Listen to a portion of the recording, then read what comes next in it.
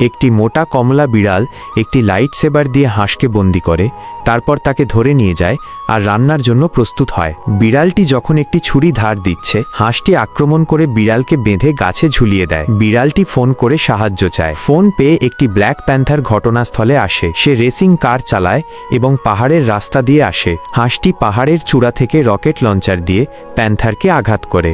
Panther বিধ্বস্ত হয়। হাঁসটি দড়ি দিয়ে বাঁধা প্যান্থারকে একটি ডলিতে করে টেনে নিয়ে যায়। বাঁধা অবস্থায় প্যান্থার অন্য কাউকে ফোন করে সাহায্য চায়। ফোন পেয়ে একটি নীল ডোরাকাটা বাঘ একটি মহিষের সাথে ট্রাকে করে এসে প্যান্থারকে উদ্ধার করে। হাঁসটি একটি চার্চে গিয়ে বই পড়ে প্রার্থনা করছে, সম্ভবত বাঘের আক্রমণের ভয়ে। বাঘটি একটি ভিন্ন গাড়িতে করে মহিষকে নিয়ে দ্রুত পাহাড়ের রাস্তায় আসে। হাঁসটি এবার খাঁচায় পোড়া বাঘকে উপরে তুলে নেয় এবং নিচে ফেলে দেয়। সবাইকে হাঁস পরাজিত করে ফেলে। ভিডিও ভালো লেগে থাকলে একটা লাইক দিয়ে চ্যানেল সাবস্ক্রাইব করে দাও।